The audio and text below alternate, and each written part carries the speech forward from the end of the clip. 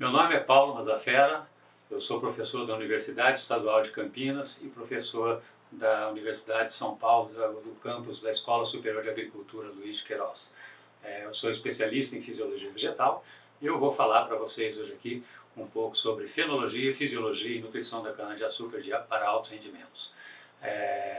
Esse curso ele vai se dividir em 4 módulos. Um módulo inicial, onde nós vamos abordar uma parte de botânica de cana-de-açúcar, a fenologia dessa espécie ou dessas espécies.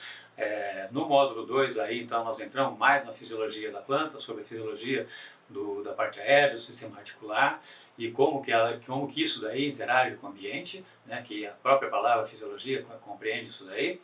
E no módulo 3 nós vamos falar um pouco mais sobre o ambiente de produção, sobre a instalação do cultivo, sobre correção do solo, nutrientes e conceitos de nutrição mineral. E no módulo 4 nós vamos falar mais sobre a nutrição mineral mesmo da cana-de-açúcar, adubação que se recomenda para a cana-planta, adubação que se recomenda para a cana-soca, e depois novos desafios da rotação da cultura, e aí então nós vamos falar sobre rotação de culturas, né, com culturas intercalares e também a manutenção de palhada no campo. Então, nesse módulo que nós vamos falar hoje é mais sobre a botânica de cana-de-açúcar e da fenologia. Isso é bastante importante, ainda que básico, porque conhecendo um pouco sobre a botânica da cana, nós podemos entender um pouco sobre algumas iniciativas que são tomadas em relação ao melhoramento vegetal, algumas características da cana que é cultivada hoje, da onde que ela vem, né? E também a fenologia vai nos dar base depois para entender um pouco de fisiologia vegetal, para entender como que é a interação com o ambiente, né? Então, quando eu falar florescimento, lógico que todo mundo sabe o que é florescimento, mas o florescimento pode acontecer em diferentes lugares, quando você cultiva, em diferentes épocas, quando você cultiva uma planta em diferentes locais. Então passa a ser, a fenologia nos dá um ponto comum de referência no cultivo. Então, nesse módulo 1, inicialmente nós vamos falar hoje sobre botânica, que é o nosso primeiro item, né? Então, a cana-de-açúcar, a classificação da cana-de-açúcar, ela foi feita por Cronquist em 1981, é a classificação mais recente, tá? Onde coloca a cana-de-açúcar na família das poáceas. Antigamente a gente chamava de família das gramíneas, né? E ela pertence ao gênero Saccharum. As espécies de cana estão dentro do gênero Saccharum. E são conhecidas mais de 10 espécies de cana-de-açúcar, não são muitas, né? Mas principalmente 5 ou 6 são referenciadas porque elas são utilizadas no melhoramento da cana-de-açúcar. Então são elas Saccharum officinarum, Spontaneum, Barberi, Robustum, Sinensis e Edule, né? Bom, da onde que vem a cana-de-açúcar? Então no nosso próximo slide, né, fala sobre a provável origem evolutiva da cana-de-açúcar. Tudo bem, mas da onde que essa cana vem? Da onde que ela se originou? Onde foi encontrada pela primeira vez uma planta que é de cana-de-açúcar? Existem vários relatos e isso daí se restringe à Ásia. No entanto, na Ásia já foi relatado cana-de-açúcar há muito tempo atrás, por exemplo, na Índia, tá, ok? Foi relatado também cana-de-açúcar no arquipélago das Polinésias, na Indonésia, na Nova Guiné. Então, são vários relatos. Então, não se sabe exatamente de qual local que é a origem da cana-de-açúcar. Então, nós falamos que simplesmente a cana-de-açúcar, a origem dela é do sudeste asiático, né? Então, a cana é asiática. Nesse slide que eu estou mostrando aí, vocês vão observar que fala a provável história evolutiva das espécies de Saccharum. Vocês vão observar que a origem da cana de hoje em dia, a cana que nós cultivamos, ela mistura um pouco de Spontaneum e ela mistura também de Officinarum, né? Então vocês vão perceber nesse slide que a origem de Officinarum provavelmente veio de Robustum. Mas aí, Officinarum cruza com Spontaneum, tá? E aparece o que nós chamamos ali de novo cultivar, o qual nós referimos como Saccharum spp, Saccharum espécies, né? Então, o que nós temos hoje em dia é um híbrido. Bom, e o que que esse híbrido tem? Quanto que ele leva do espontâneo e quanto que ele leva do officinarum? Então, através de estudos moleculares, de marcadores moleculares. Acredita-se que ao redor de 10% do genoma da cana hoje em dia, desse híbrido que nós temos hoje em dia, ele veio de espontâneo e 90% de oficinário. Então traz uma bagagem bastante grande de oficinário, que é o alto teor de açúcar, tá? Também é um teor de fibra decado e também o vigor do espontâneo. Ok?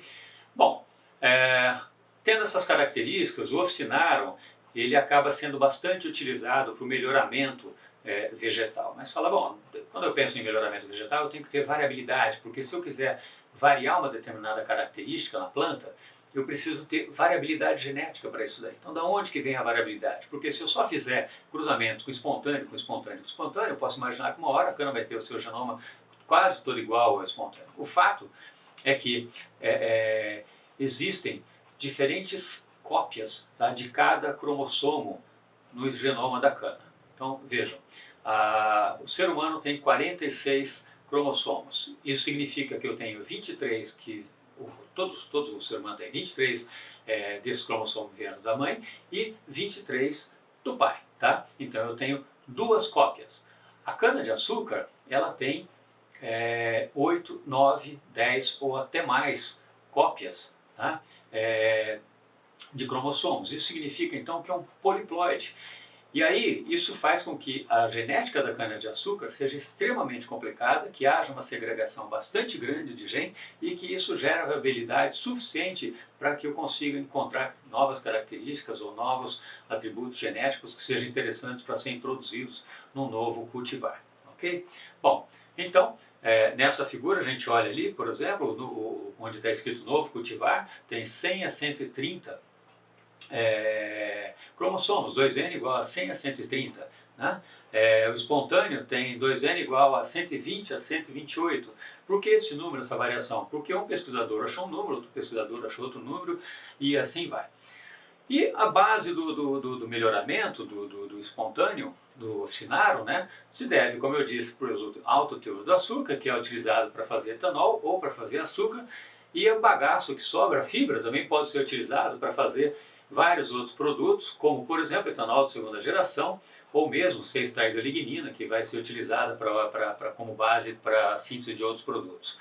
No caso de espontâneo, né, que é uma cana bastante vigorosa, ela tem muito mais fibra que o oficinarum, né, e menos açúcar, praticamente metade do teor de açúcar.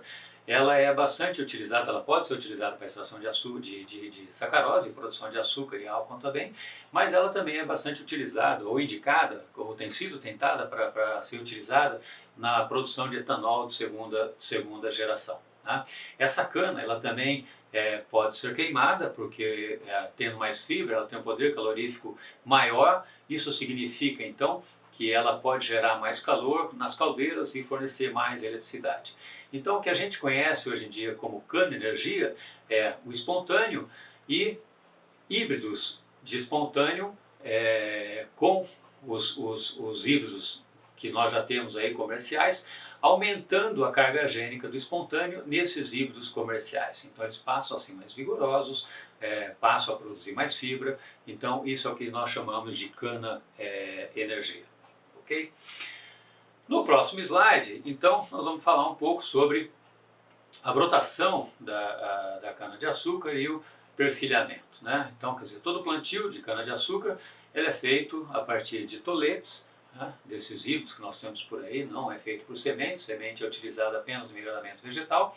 E aí, então, nós colocamos esse tolete no chão e ele vai começar a brotar. Ok?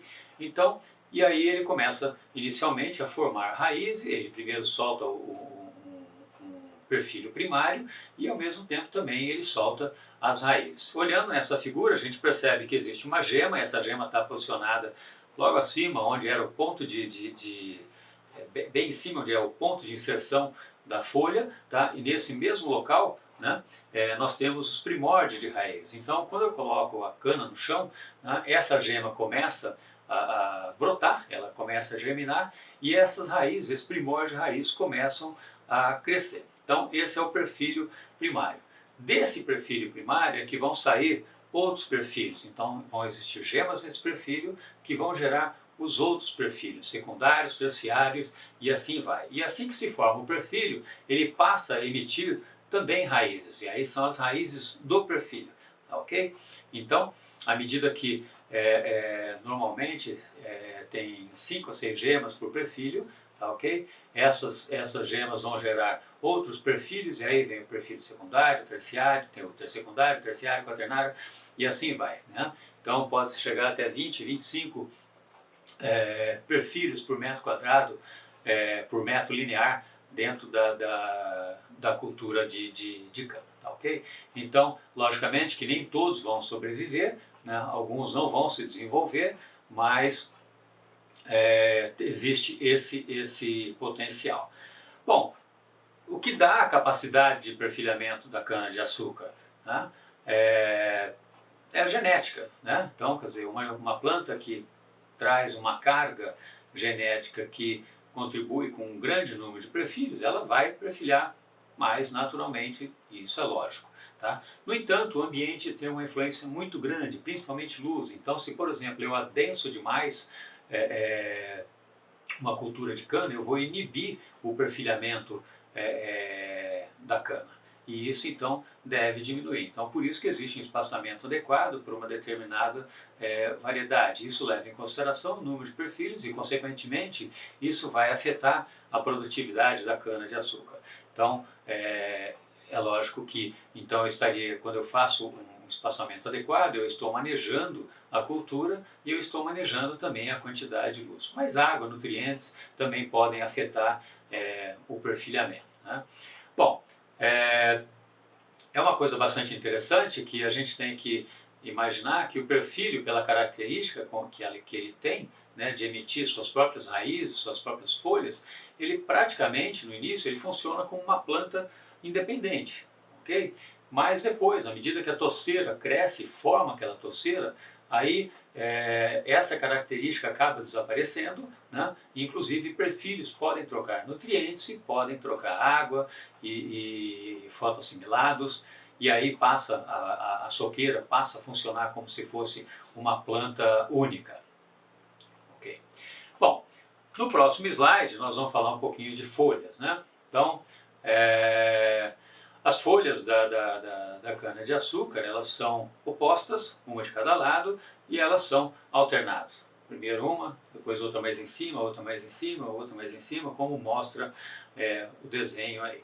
E para finalidade prática de eu falar, bom, qual folha você está trabalhando? Por exemplo, eu estou trabalhando com cana e falo, olha, eu vi isso numa determinada folha. E o fulano lá, como é que? Ele fala, eu também vi. Eu falo, mas qual folha você viu? Então a gente precisa entrar no acordo para saber qual folha que ele usou e que folha que eu usei. Tá? A gente identifica isso através da identificação da aurícula, né? Então a aurícula é aquela partezinha protuberante que tem logo depois da bainha, tá? Que está ao redor do colmo, né? E ali a gente vê aquela estruturazinha, aquilo é a aurícula. Quando a gente vê aquilo aparente, então eu falo que aquela folha é a folha número 1, né? E à medida que eu desço, número 2, número 3, número 4, alternadamente. E eu dou sinal positivo. Por que eu dou sinal positivo? Porque as folhas que ainda estão enroladas e não mostraram a aurícula, eu vou chamar de menos 1, menos 2, menos 3 e assim vai para cima, como mostra o esquema que está aí. E em função da numeração da folha, né, eu também numero o colmo. Então se a folha número 1 está ligada num colmo, que eu vou chamar de número 1. Ah, mas e os colmos mais internos que estão lá? Eu também vou chamar colmos ligados à folha menos 1, a menos 2 e assim vai. Então eu referencio dessa maneira. A folha de cana-de-açúcar, ela tem nervuras paralelas, né? Todo mundo acho que entende isso daí, como toda gramínea tem, né? E ela tem uma determinada inclinação, quando nós falarmos de fotossíntese, então nós vamos falar sobre as vantagens que tem essa inclinação e por que isso é importante na cultura, ok? Bom, a inflorescência. A inflorescência da cana-de-açúcar é chamada de panícula, né? Ela tem hastes, várias hastes, ok? Como vocês podem ver ali, então isso é o racimo, que a gente chama, né? E aí ele tem vários ramos saindo desse eixo principal. E as flores, elas são chamadas de espiguetas. Tá? E essas flores, então, essas flores pequenininhas, tá? elas são hermafroditas, significa que ela tem tanto o órgão feminino quanto o órgão masculino. Tá, ok? Então elas são chamadas de hermafrodita. No entanto, cana ela é uma planta alógama, apesar de ela ter essas duas estruturas juntas, né? O que acontece?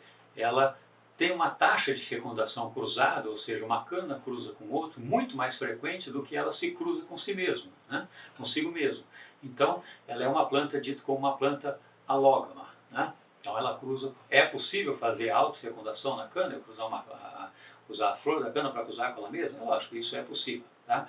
Mas, caracteristicamente, ela cruza muito mais com outras plantas do que com ela mesma. Uma cana cruza mais com outra cana do lado do que com ela mesma, né?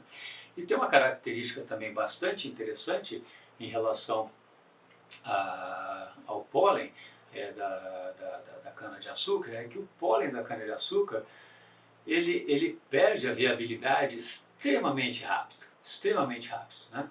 É uma questão de 30 minutos, né? O pólen, depois que ele é liberado da flor, da antera da flor, né?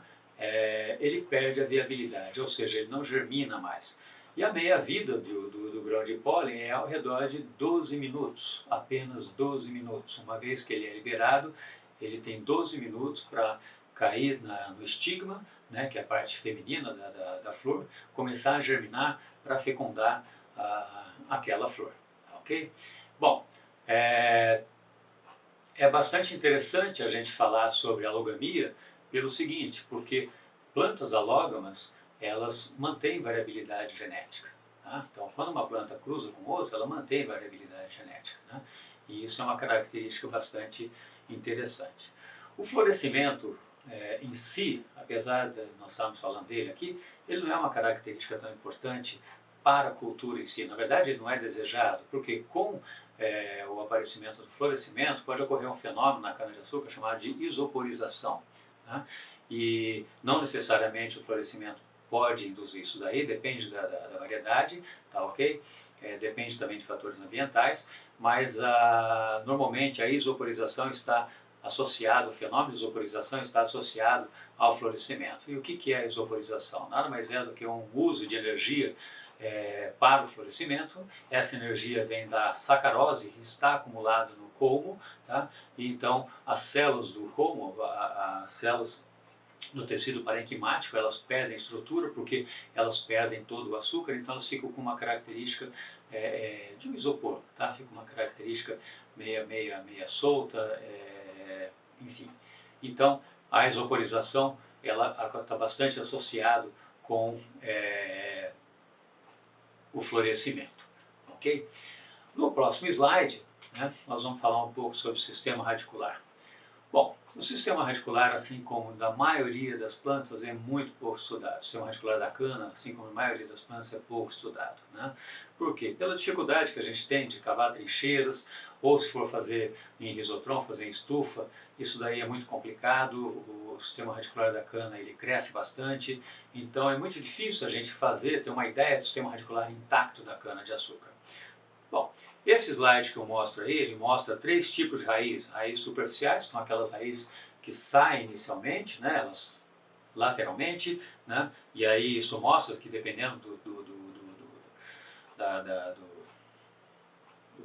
espaçamento que eu tenho, ela pode se alastrar bastante, ela pode chegar até, tem registros de 2 metros de caminhamento lateral, né? E depois nós temos raízes de fixação que fixam a touceira, que são umas raízes um pouco mais profundas, e depois nós temos raízes que são bem mais profundas, que nós chamamos de cordão. E nessa figura aí mostra que pode chegar até 3,5 metros de profundidade. O que é importante ressaltar é que o sistema radicular da cana-de-açúcar ele é bastante dinâmico. Por que ele é dinâmico? Porque eu planto a cana-de-açúcar, eu planto o tolete e vai sair uma primeira planta.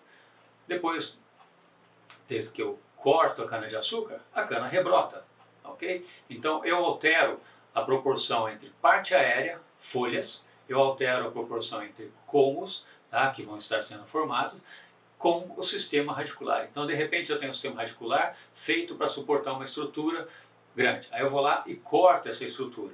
Tá? Parte do sistema radicular, ele morre, tá? Mas parte, ele brota. Então eu tenho um novo crescimento, as raízes velhas morrem e eu começo a ter um novo crescimento bastante robusto. Quer dizer, as raízes naturalmente elas morrem, raízes elas têm uma meia-vida, assim como tem folhas, né? Então, quando eu corto isso daí, existe uma reserva de energia que está na toceira, tá? Isso daí vai ser utilizado inicialmente para o sistema radicular, tá? Mas à medida que começa a brotação, tá? Isso acaba sugando um pouco da energia, tá? E isso, de certa maneira, afeta o sistema radicular. O fato é que à medida que eu tenho a planta crescendo, formando bastante folha, e a planta faz fotossíntese suficiente para crescer a parte aérea, né? Ela também vai começar a fornecer fotossintáticos para a raiz em uma quantidade bastante grande. Tá, ok? Então o sistema radicular ele tende a se avolumar mais à medida que eu tenho um corte. Mas uma coisa também é bastante interessante é que quando eu faço o preparo do plantio da cana-de-açúcar, eu corrijo o solo, eu coloco fertilizantes, eu posso distribuir matéria orgânica, tá, ok? Então eu tenho uma camada superficial momentaneamente que vai estar mais rica, né? E as raízes acabam, por uma questão de aproveitamento de nutrientes, acabam concentrando bastante nessa área superficial. Depois do primeiro, segundo corte, principalmente, o sistema radicular, ele começa a explorar as camadas mais profundas, por causa do esgotamento das camadas superficiais, do fertilizante que foi jogado no plantio, ou do calcário que também começa a penetrar, começa a mexer na química do solo, a acertar o pH, consequentemente fazer com que nutrientes eles estejam mais disponíveis. Então o sistema radicular naturalmente ele passa a procurar novas zonas de exploração de nutrientes, então ele tende a se aprofundar mais, então ele tem essa dinamicidade. E aí existem relatos de 4 metros de profundidade ou até 5 metros de profundidade para o sistema radicular de cana-de-açúcar.